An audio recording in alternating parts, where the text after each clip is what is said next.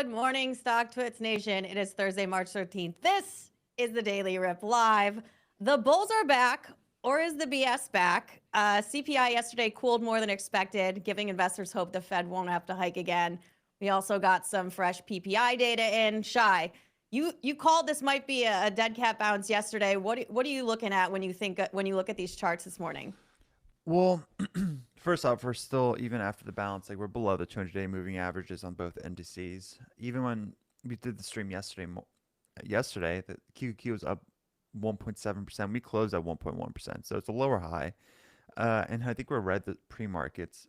And this comes back to my point that I made yesterday after the CPI print, where the sell-off we've experienced isn't inflation driven. Like, it is not. It's a nice metric to see that things are cooling off, but the real issue is obviously the combination of the excessive tariffs, the impossible environment that we're in, where the policy shifts are so unpredictable, and not just unpredictable, the messaging is erratic. Like, some headline can happen on tariff talks, and then hours later, snip snap, snip snap. Like, it's just like the Michael Scott scene in The Office. That's all I think about now, about this political environment we're in. um, and I think that, again, the market hates uncertainty. So if uncertainty is like continues snowballing a bit, it's hitting every major sector, and you're seeing that in the market, where like defensive stocks are doing somewhat well, but it's not doing that much well. Look at Dow Jones. Like, Dow Jones is almost in corrective territory. So I think that there is a narrative problem that's emerging, and I think that it's not just about the rates, it's not just about consumer spending, it's not just about inflation. Like, it's somewhat of a fundamental reset happening on how market values tech, specifically growth tech, because the GDP growth is going to be stunted for quite some time due to this high stakes poker game we're in right now. Yeah, and that's tough for us stateside here in the U.S. Tech's sort of our thing, and if you look, international stocks are outperforming U.S. stocks, which I don't. Did anyone see that coming before the year started? Shy of international outperforming the U.S., or did that come as a bit of a surprise? So actually, there was somewhat of a positioning happening in FinTech where a lot of people were bullish on China. Not just FinTech, actually, a lot of the whales on the street during the 13F season were like they're positioning towards China names. So I do think that it's not catching a lot of people off guard. I think the reason for it might be, I think a lot of people thought like, oh, China names are undervalued, large cap tech. It's overvalued fundamentally. It's just not as attractive, and that's why they repositioned. But I think the fuel for the fire on the accelerator of why that was clearly tariff talks, and it just caused some spotlight. So like, yeah, I don't know. Like, I was very bearish on U.S. big tech entering the year. I I called out the breath's going to widen once tax loss harvesting season's over, or no, once the tax loss issue isn't there. I thought that maybe there's going to be some profit taking, and that's exactly what we're seeing. Mag 7's suffering right now. Yeah, and we look at the interesting thing about China stocks is like a couple years ago, right, Shy? Like, people were very bearish. There was a lot of questioning about like legitimacy of those companies, and that seems like a big shift. So do you think that's more of a bet against the U.S. than a cosign for those Chinese companies, or is it something else? I think it's just a repositioning of capital. I really do believe that. I don't know. You can also buy TLT if you wanted, or something in the bonds, but I think people want more alpha, and I think that you're going to see the Chinese economy kind of do everything they can to bump it up. So I don't know. I think it's more of a trade. It's not somewhere you park your cash for multiple years. Like, I wouldn't be surprised to see some profit taking from the whales during the next quarterly review of all what happened to all the funds. So I think it's just very temporary. In my 2 cents though. Yeah. On the PPI, that's the producer price index, just for people at home, that's measuring the cost for producers. So that's different than the CPI, and it could eventually affect consumers, but it's sort of like the thing before the thing. That came in a little bit lower than expected. That reflects kind of the trend we saw yesterday with CPI. But either way, I think, this is our last gut check on inflation before next week's Fed readout. Shai, do you have any predictions for what's going to happen in that meeting? Do you think there are going to be any changes to the prevailing thought? No, I don't think so. I think this is going to be nobody wants to stick their neck out in this environment. Like they just don't. Even the Fed, like Fed's gonna be data dependent. Rates are gonna just not get cut anytime soon, and you're seeing so many enterprises and like consumers like front run potential tariffs that you just don't know what's a real move. If this usually typically when a major chaos like this happens, people go way too much on the one side to prepare. They prepare for the worst. So really, the Fed doesn't really know the reality of anything right now because you're just seeing people prep for what might come down the line. If that doesn't come down the line, they can easily flip a switch and go back towards the mean, the consumers and enterprises. But the Fed, you can't just cut rates and raise rates. Like that does not provide confidence for investors, consumers, etc. So I think there's gonna be waiting and pausing until to get more data. That's their favorite phrase. Until more data comes, then we'll dictate our behavior. Yeah. And speaking of tariffs, we have another development. I feel like every day there's like a whiteboard and they're like, what can we do with tariffs? And everyone's like, throw out your craziest ideas. Today's crazy idea, 200% tariff on French spirits, including champagne. He announced that he plans this morning, Donald Trump plans to impose a 200% tax on alcohol from France and other European countries. This is a direct pushback on the ongoing trade dispute, and European Union added a tax on American whiskey. So now it's getting into, our bar tabs. What do you make of this? This looks like something as they just did. They're like, this is wacky. We'll get a headline. I mean, yeah, I mean it's one of the easier levers that can be pulled, I guess, regarding EU. Yeah. But I don't know when people need it the most alcohol to numb the anxiety of what's happening right now. It's unfortunate a little, but I think it's just it's not gonna put that much of a dent. Let's just say that to like the Yeah. actual folks who will drink champagne, like they're not gonna care about spending going from $30 to maybe 60, 70. But it is just like a symbol of this game of like pointing fingers or like hot potato. Like it's just still in early innings. Like they're still gonna continue doing it, and it kept getting worse, response getting worse. So yeah, I mean, it's like great. It's not a great time to be invested, to be honest. There's just so many impacts that are happening right Are now. you a big champagne guy, Shy? I hate it.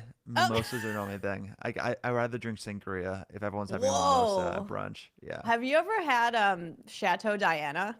I, I just I'm a head case. I'm such a placebo guy. So like it doesn't matter how nice of a champagne bottle it is. I think I'm gonna be hungover right away. So Cause Chateau Diana is like fake wine that they sell at CVS. oh It's okay. wine product.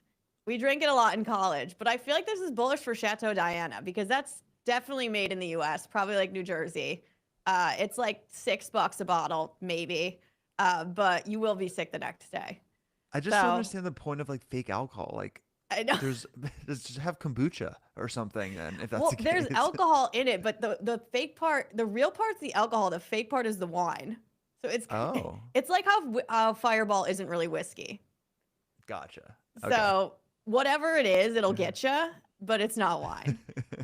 Chateau Diana is safe for any Chateau Diana fans at home. Let's flip over to our chart of the day. We have a community member that shared a chart, DJ Rick. Drop the SoundCloud DJ Rip, by the way. And he's giving us a comparison of the SPY from 2022 to 2025. Let's pull that up and look at the breakdown. Shy, what do you make of this share out of these two charts looking at? I know you've compared where we're at now to 2022-ish earlier this week. What are you looking at here? I think it's accurate. First off, no, I don't want to say accurate. I think it's you have to know what environments was in 2022 for the markets versus right now. 2022, 0% interest rate. Money was so free, it was flowing everywhere where you just saw a SPAC boom because companies like, wow, money is free, is really rare. That's essentially free, 0% interest rate. Like we can get a valuation that we would never get in the private markets. We're gonna go public, and the supply and demand issue, which is so slanted. And I also think that this was the 2022 was like kind of the end of that quantitative easing cycle, and they're eventually the Fed is going to raise rates, and that was going to cause obviously some friction towards the market valuations, liquidity. Right now, we're actually on the opposite side. Fed's eventually going to cut rates. The reason that we're kind of selling off isn't at all the Fed cycle. It's more high stakes poker game that could be turned on and off. Um, and so I think that's why I think it's more 2018. I think we're going to be more of a, if we do hit a bear market, it's not going to be it's not going to be that drastic of a pullback. I think it's going to be somewhat controlled. And I would use 2018 more of as a barometer on what this pullback can look like. And it's less of 2022, more of just 2018, which is a good thing. Yeah, now let's dig into some company news because there was some earnings yesterday, some moves in the corner office. Intel, big moves out of Chipland. They popped over 10% after hours. They named Lip Bhutan, who's ex-Cadence CEO, as their newest CEO. Is this leadership shakeup what AI investors have been waiting for? This guy clearly has a very strong background in AI. I was reading his Wikipedia page, and he is extremely accomplished. I think he's like an MIT nuclear physicist or something like that. What do you make of this move, Shay? And does it change your outlook on Intel at all? I think Intel is going to be split up into parts. He's been a very big advocate of that. I did some research on him as well yesterday. I was like, he's just been pushing for that. He's been on the board of directors for since last year, so like he knows the company inside out a bit, and he was one of the members who wanted to push Intel splitting. So I think you have to know like Intel will be split for parts if you're investing in Intel right now, and I think that a lot of people wanted that a bit. They want, I don't know, that pure exposure foundry or whatever way they're going to split their company out. Like they don't want the whole umbrella anymore. That's part A. Part B is he is a ninja on operating efficiency. Like he is very that type of CEO. So I think if you've been an Intel shareholder for the past decade, you know that has not been the big rock for the organization at all. I think that's going to become a big rock going forward, and that's a good thing. It needed that. It needed a big boy. It needed a CEO with big boy pants on to run the ship and have that kind of mentality. So I think it's Big interesting. boy Lip Bhutan. That has legs. That's a good ring. Yeah, he's also a literary dude. I saw he founded a VC firm named Walden after the Thoreau book. And it's because he wanted to be just like Thoreau, contrarian, rather than just following the trend. So maybe he will be contrarian and blow everything up over there, as you predict, Shay. We'll see. It's a good thing. They needed it. Yeah. Over to Adobe. They're down 7% in the pre-market on earnings report. This is a continued theme we've seen from a few tech companies now where the AI revenue impact is lagging or disappointing. Let's take a look in StockTwits at the chart. And as a reminder, you can always hover over these tickers and get the color commentary about why things are trending. And so, Shay, did you catch those earnings yesterday? And do you have any thoughts on Adobe? Especially as you are kind of close to the software space. Yeah, so I definitely looked into Adobe's earnings last night, especially because a lot of my subscribers love like blue chip quality names that look like they're discounted on the chart. Like you're seeing right now, like it looks discounted. It's a blue chip company. Like, do we buy now? It's somewhat safe. So I do think Adobe delivered strong numbers from Q1, but I think the deeper story really isn't that convincing because it's always there's somewhat of a risk on AI cannibalizing them as a company, and you're seeing signs of that with OpenAI Sora, a lot of other AI native tools that are like rapidly evolving and like offering a lot of these creators and enterprises alternatives that just weren't there before that might disrupt Adobe's traditional workflow. And you clearly see like the past year, they're pushing hard on AI, like really hard. And they're even making commentary that the AI-driven ARR is now $125 million, and like the management's even guiding for it to double by end of this year to $250 million. What's your revenue you're bringing in total? 23 billion, and you're bragging about 250 million? That's a freaking rounding error. They're having a really difficult time, to be honest, on bucking the narrative that AI might cannibalize them. And I think they Yeah. continue to highlight that Firefly's adoption, and there's billions of images being generated. But if these tools aren't driving higher subscription tiers or pulling in net new customers, like what's the point of having these additional tools? Like AI is supposed to be a catalyst for growth, but Adobe's net new ARR is now declining for the third straight year. And managers it's corporate 101 BS so far, what I've seen from Adobe. And I think that their biggest disadvantage has always been that it's they have a massive ecosystem, but that mode is getting tested right now. It really is. And Yeah. it's just, I don't see it reflected in the numbers. The narrative's there, guys, but I call corporate BS. Like this is just like air. Spicy. As you were ranting, Shy, I was trying to look up a revenue breakout for them because you're right, they have so many different products. They have a DocuSign competitor. They have the design tools. As if everyone remembers, they tried to buy Figma for $20 billion. That fell through because of antitrust issues. They had to pay a $1 billion breakup fee. Figma has been really crushing it on AI innovation within their platform, and they're leaning really hard on using AI to empower designers and not replace them and make workflows better. But do you know what the breakdown is across all of their, like, I know they have like, I'm trying to look it up, but they have like, they do digital media, they do, but you're right, they're all over the place. And so, yeah, I'm curious to see what happens next with them, especially if the AI efforts aren't paying out yet.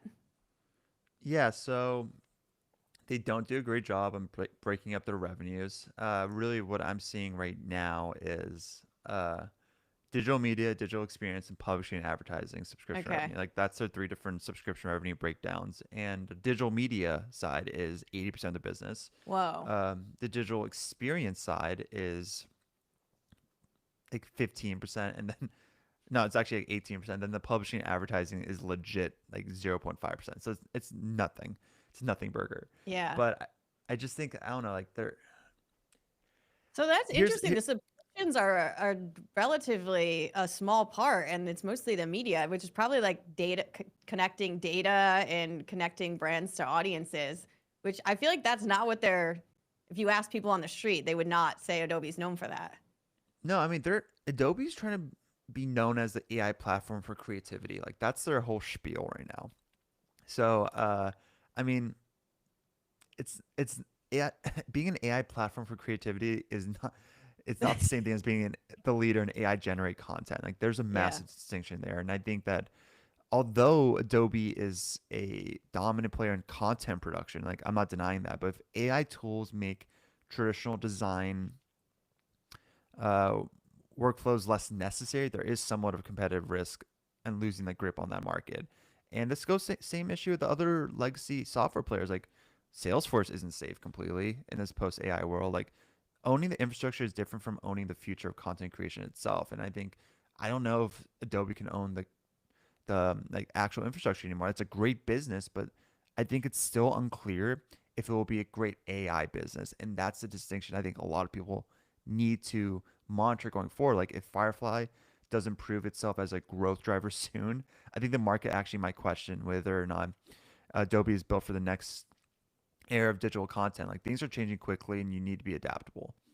Yeah, even on just tangibly in the content front, back in the day, those tools were built to make it easy for designers to quickly revise content and copy. So if you were Ford, you Hmm. might have 1,000 versions of an ad with different markets or different products in there, and they made it easy for the people to manipulate. And that was kind of what they focused on from the product standpoint. To your point, now that's all like that could all be done via AI. So it's less about the UI for designers. It's more about how they're doing that on the back end. That seems completely different and Totally is a different. huge shift for a company like that.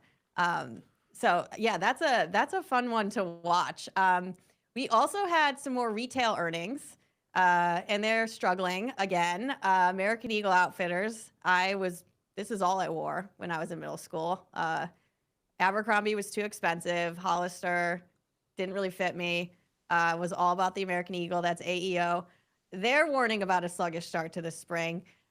Interestingly, their Aerie sub brand, which I think is relatively new, I'm gonna say like last decade, is like half of their revenue. That's like, I believe it's like underwear, pajamas, maybe athleisure. But in reading their earnings, it looks like they're pretty strong among women, but the guys are not buying it. Do you have any thoughts on retail generally or AE over there, Shy?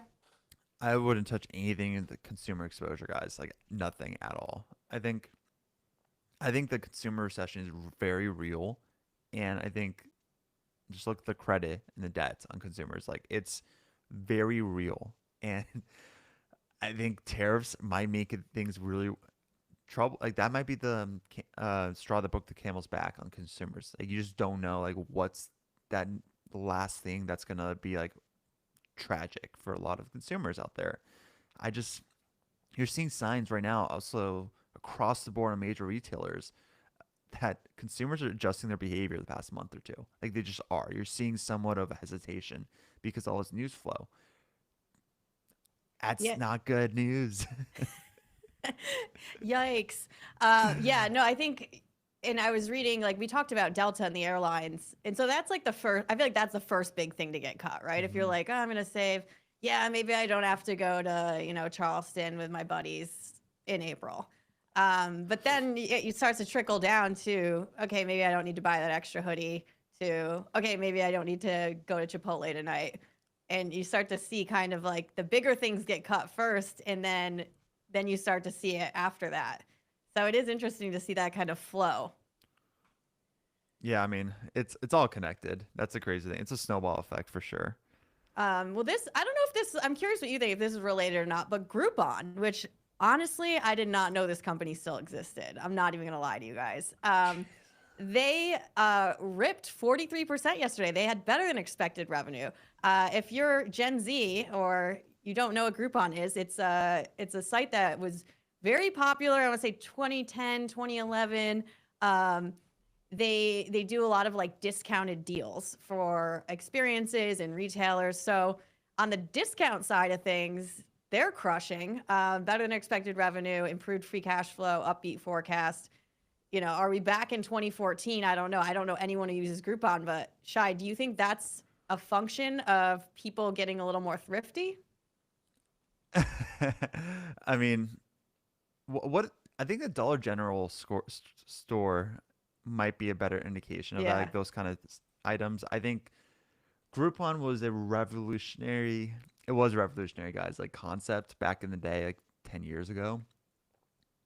I just don't think the business model works. I think I forgot what the statistic was. I think their take rate's like 30 to 40% of the actual dollars spent on there. So like these mom and pop shops it just did not work out for them. I really do think Uber Eats and Postmates, etc., that was a massive headwind for the Groupon. Hmm. Like I just don't think a lot of people.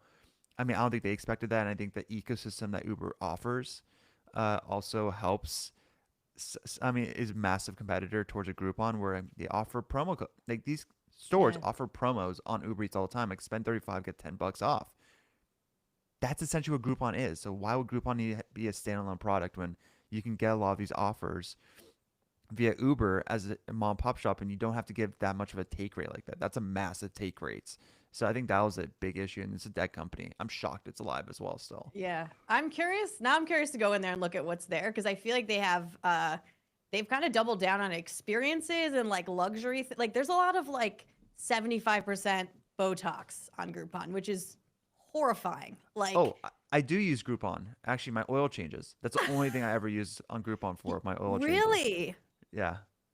Is that Jiffy through Lube. like a Yeah. local business or is it through like a large chain? No, Jiffy Lube. It's through Jiffy Lube. It's like right What's the discount? I think it's like 40 to 50% off. I'm like, all right, I'm just gonna Honestly, do for it. an oil Yeah. change, yeah. For like filler, maybe not. I don't know. I don't roll the dice with 100% that not. one. What's worse, going to Mexico to get that stuff or buying it on Groupon? I don't know. I'm going to Mexico, I think. I think that's what I'm doing. It's warm, it's sunny. Um, Shifting over to iRobot. This is the parent company of Roomba. By the way, my cousin just got a Roomba and I never do you have one, Shy? I do. I never Okay, I use didn't it know there though, was like but an I do app have where one. you're not there and you could like turn it on. It's the best thing. I love that feature early on. I stopped using it, but just because it gets stuck in the most annoying spots and my dog freaks out. But um, I was like, this is like a game and I need this. Like, I don't even have that big of an apartment. But their parent company is iRobot. That's IRBT. They got wrecked. Their earnings sucked, literally. They're down 35%. And that's because Amazon walked away from its $1.7 billion buyout. And now there's a lot of doubts about, is this company going to stay afloat? Is the cool factor of the Roomba app enough to keep this thing going, Shy? there's so many like this is a great example of a great product, bad investments. Like, I just don't think that the company can survive clearly on their own. They had to get acquired by a bigger player to fit into their ecosystem. I, I just they were a disruptor in what they did. That was a really great product. It's just like, what's next? Like that's you have to always ask yourself, what's next? Yeah. And they're not. I think these whoever was Khan, Lisa Khan, I think was is the name. She messed up this company. That sucks. Like, can you imagine going from getting 1.7 bill, getting acquired to we might go file bankruptcy just months Yeah. later. I mean, what was Amazon gonna? Were they gonna make like the Echoes, like mini robots moving around, or they just wanted like what were they? I didn't. I don't know anything I think about that. they could have infused I don't know, some kind of synergy between Siri maybe. Okay. I don't know if there's any kind of they're trying to own the home arena, Yeah. and I think that like having a robot that cleans is an easy like pitch into that ecosystem. So I think I don't know. I can also see like Apple's trying to own the home arena as well. So like I wouldn't be Yeah. surprised to see Apple try to acquire this, but also it's just like it's a product at the end of the day. Like I don't know what kind of patents they have, so maybe that's why they can't create a competing Uh. product. Yeah. But I mean, you're a corp strategy guy, Shai. Like, can Amazon? They walked away, and now the company's in trouble. Can they come back and be like, "JK, we'll do it for half," or is that not how this works? no, they have to go through bankruptcy courts because they're gonna Okay. get rejected again by Okay. the people who own who can decide if they can buy stuff and sell stuff. But it will have to go through bankruptcy court. Also, you never know. Maybe iRobot goes the path of we're gonna buy Bitcoin with our cash, guys. We're gonna be a robotic Bitcoin holding. The Honestly, I financial wouldn't. hail mary. I wouldn't. That would not shock me at all. Speaking of buying Bitcoin, Rumble. Rumble is a conservative video sharing app. Can't say I've used it. Definitely curious. But they just went full Michael Saylor. So they bought 188 Bitcoins, average price of 91,000 each. Why the hell would they do this?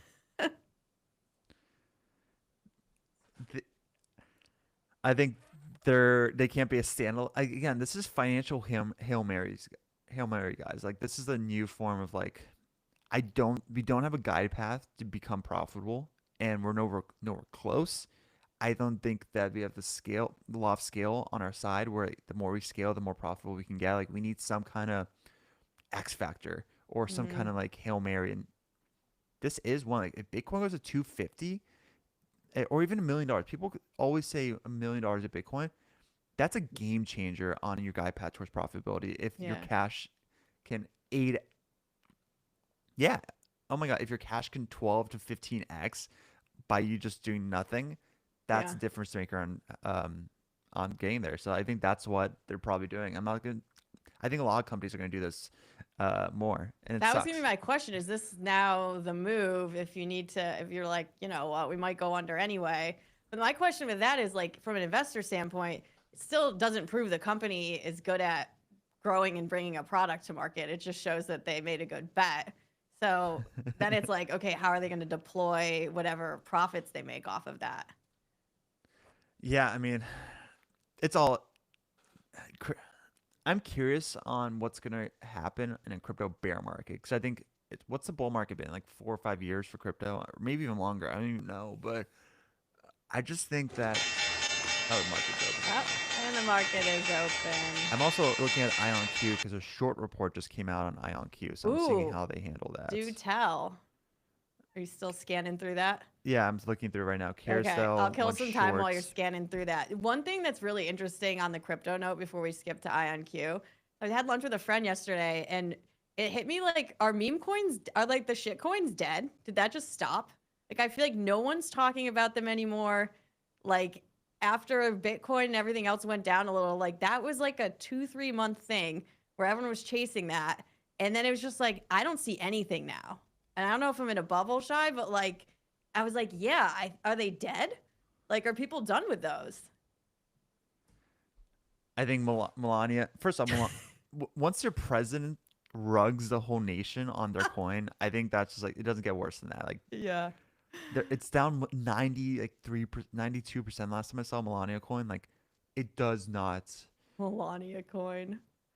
Yeah, it's just I didn't even I was so distracted by everything else going on. I was like, oh yeah, we're not doing that anymore, it seems. Um, but let's check in IonQ land. Remind us what that company is again, what they do, and what you're seeing over there. Yeah, I mean it's funny right now. Like the IonQ CEO is on a podcast that's live right now. I just What? retweeted it. Yeah, it's a crazy time to like to drop a short report on that. What do But these yeah, guys do again? quantum computing. So Okay. they, in my opinion, is their ion trap technology is by far the most scalable and precise approach towards quantum computing out there right now. I think the Okay. Rigettis, even IBMs, like they're a different angle on how they're tackling quantum computing, but like the ion technology that IonQ has, you're able to. The reason it's so scalable is because you can operate in a room temperature environments, where the others you have to essentially do it in not space, but like it has to be absolute freezing cold. And I think a lot of the acquisitions that IonQ has been making recently, you're seeing them kind of broaden out from not they're not a hardware company anymore. They're trying to become that full quantum ecosystem. And I call them the quantum network all the time. So I think that um, the short report, I'm reading it right now. It says Who issued the it? Carisdale Okay. Capital. Um, so I think they're capitalizing on some like definitely some wonkiness that's happening on IonQ. They got a new CEO, Peter Chapman left. New CEO is Nikolai Massa, and he is he's really smart, and he's also his SPAC is the one who took IonQ public. So people are like, Mm. "Oh, why is the CEO of IonQ leaving when quantum is the next frontier and they're finally getting a lot of visibility?" In the trouble in under the hood. That combined with like the numbers weren't that great, to be honest, this recent cycle, and Hmm. they raised some funds and did a dilution. And, like it was a bad storm of like news. And I think that they're saying like they're claiming the quantum network M&A angle is just to mask what's happening with their actual hardware, which is it's not doing that great. So I just think they're Hmm. capitalizing on a lot of unexpected management change, like the capital raises called out. The tech roadmap is looking a little iffy because they're making all these M&A acquisitions that's defensive rather than transformative. Um, I think this is just people said the same stuff about Nvidia 10 years ago. Like Nvidia was people view them as just a gaming chip company literally 5 years ago. People were like there's a ceiling on how much Nvidia can go because they're just a gaming chip company. At the end of the day, they ended up being the kingpin of the new digital economy. We are the CUDA platform who cemented themselves the AI permanence due to their recurring revenue nature of software of that ecosystem. These kind of early disruptors, like it's low hanging fruit for these short companies to target because they don't have the profitability. They're disrupting something that's just so futuristic and sci-fi that you could call BS and sound somewhat knowledgeable when you do so. And there's a massive retail following behind these names. Like you'll get visibility on your Yeah. like your fund. So I think I usually call BS. It's green right now, guys. Like it's a short report just came out. All those things I mentioned, like that's not it. Those were very real. Dilution raise, the CEO leaving, and like the wonkiness on their tech roadmap. But this is by far the best tier one pure play in the quantum computing space. Like the issue is like there is only like 3 or 4 names you can even invest in the public markets for pure quantum computing. And if you want exposure to that thematic, like this is the way to get it. So like I have a 1% position in my growth portfolio in What are this some of name. those other companies, Shy? Rigetti, Yep. RGTI, D-Wave is another one. They're Uh, reporting today, I believe, or they might have just reported. Rigetti Um, had a really bad report. I Rigetti forgot did. what. Okay. Yeah, really bad one. Um, Interesting. Okay, so you're not buying what the shorts are selling. I do love a good short report. Some are more out of pocket than others. My favorite ever is the Soho House one. I always forget who authored it. Did you see that one, Shy? It no. was What there was was like it? 17 F bombs I in see. it. Oh, I gotta you guys Google Soho House short report. I forget. It is the funniest read. Like somebody wrote it after they had like 4 Celsiuses and somebody had like personally wronged them at a Soho House. It's good. So those are always dramatic, but as Shai says, take it with a grain. We're gonna do a hard pivot from quantum computing back over to Dollar General because Shai, you brought up Dollar General. Their earnings are in. Uh, they narrowly beat, but they also had some negative stuff happening. So they had some store closures that put a dent in fourth quarter earnings. They're forecasting growth below estimates. And so this is the signal at like the ground level of the average American, right? Of what they're seeing. Does any of this surprise you, or is this sort of what you were getting at earlier, Shy? No, that's what I was getting at earlier, where like the first folks who feel the real effect of policy change or structural change is the lower income. It just is. Mm-hmm. People assume always that, oh, the middle class will then go buy at these Dollar General stores, etc. Like in theory, maybe, but like that takes time to phase out. Like the immediate impact, lower classes just won't be able to have that kind of discretionary spend that they can have at these stores. I think you're seeing it right now. I think the biggest thing I just saw was their gross margins. Like this one from it was an 8 basis point decline year over year. Um, and I think their SG&A expense went up 294 basis points. Really bad combo. I think that same stores is looked alright. I just think their margins are getting compressed right now, and I do think that's due to potential tariffs, all that stuff. Like it's affecting them. Like as a Dollar General store, like how much margin do you have? How much Right. room do you have to like to take on those tariffs expenses? It's going to hit your margins. You can't really reflect on your price because you're not going to be a Dollar General store anymore. You're going to be a $2 general store or whatever it might be. So like, I don't know. It's troublesome. He had a Yeah, big run though before. it's interesting with them too. Like your point about okay, well, middle class people shift down, but these are brick and mortar stores that are placed geographically in certain areas, and where you have a Target is not necessarily where you have a Dollar General. So there's a convenience factor there too that um, it might not be as accessible for somebody who's not around one of these to decide to go to one. Did they say, Shy, like did they indicate anything, a reason why the margin trends were that way? Or is that you were kind of speculating on that? They just called out markdowns and impairments, Okay. higher SG&A costs. Oh my God, corporate BS. Yeah. That's another corporate 101 BS. Always the levers you call out when you think something troubling is brewing, but you don't want to call it out because it's just kind of starting a bit. The So SG&A thing? SG&A, the markdowns and impairments, like that's Okay. literally I use it. I'm a, I used to use it, guys. If One you're would use watching, it. used to use it. One would One use might. it when you have no idea what's really happening right now, but you're seeing it in SG&A, so you're just gonna say, "Oh, it must be something the impairments and markdowns." Mm, That's just your default back pocket BS item. You always say. yeah. Um, I feel like we need a dictionary of corporate BS. That would be a good little microsite. We have other earnings coming up later today. I think this is like the corporate punching bag of many people these days. But DocuSign, everyone rags on them. They have like thousands of employees. It's e-signature. They have earnings coming up, I think after market close. Um, do you have any strong opinions on DocuSign, Shy, or is that kind of outside the realm of innovation that you're currently tracking in your portfolio? No, I mean it's kind of outside my realm because I only like to monitor companies who are actual companies and not commodity of a product.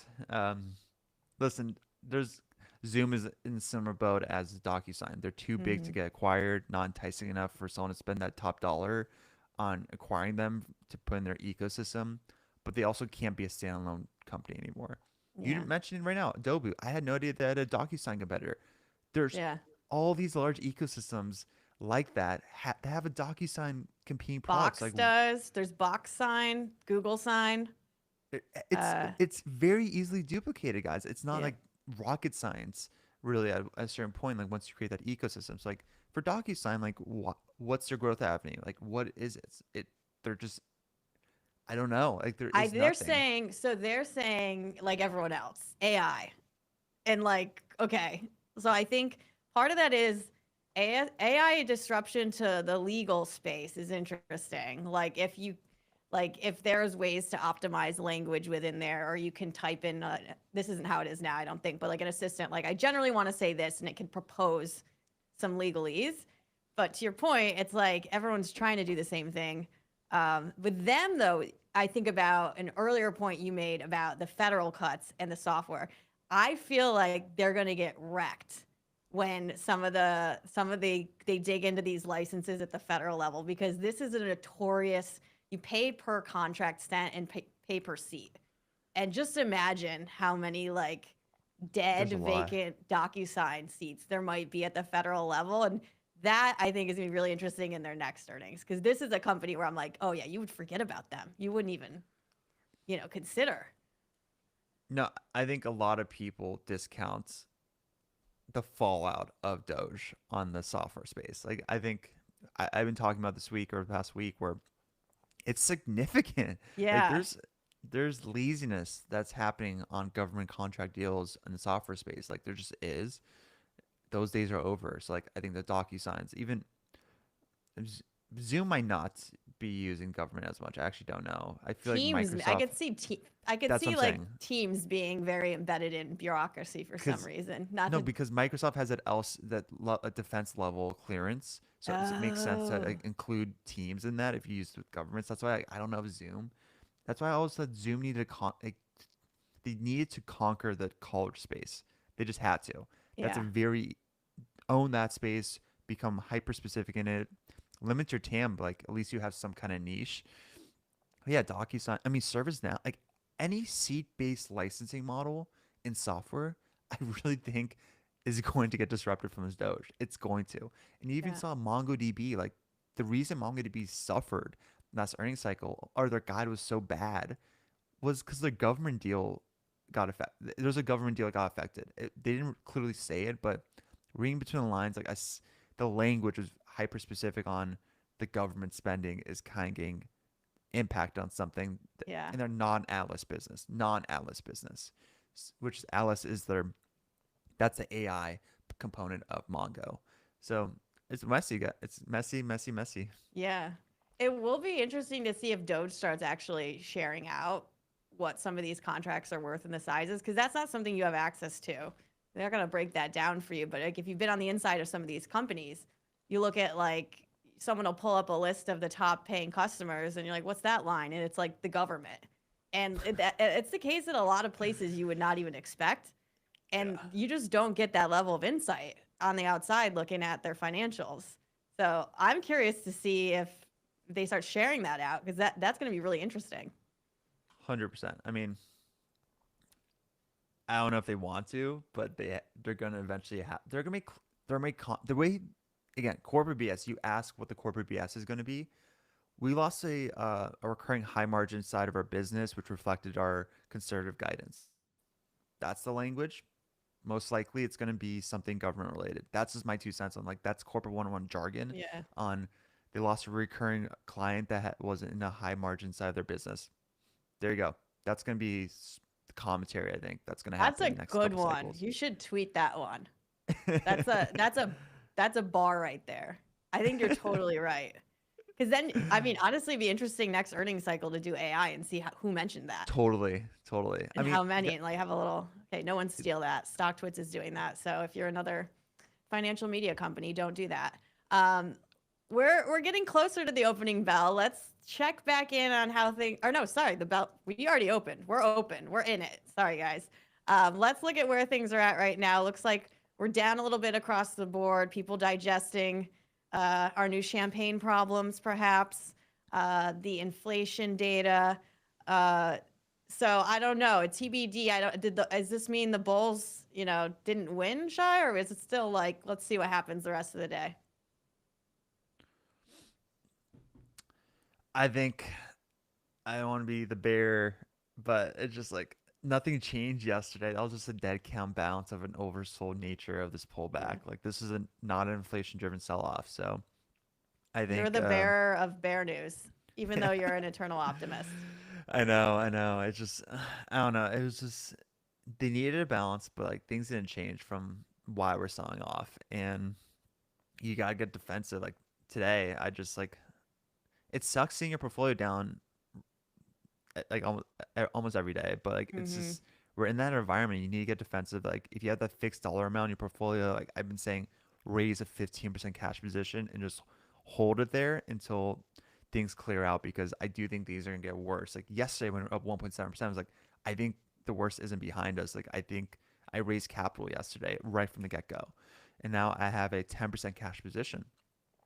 That's Hmm. how I'm gonna go about it. So I think it's just like really important to be realistic a bit on like what their environment is, and like until we clear those 200-day moving averages, I'm being a slow mo and like being hyper defensive. I love it. Well, thanks as always, Shy. I was going to ask, like, what did you do anything today? So you already got ahead of that. We'll be back with you guys next week. I'm sure there'll be more interesting tariffs to talk about, maybe some car sales on the White House front lawn. Like, we don't know. But continue to check in with us every weekday, Monday to Thursday at 9 a.m. Shy. Hope you have an awesome one. Thanks, everyone, for tuning in.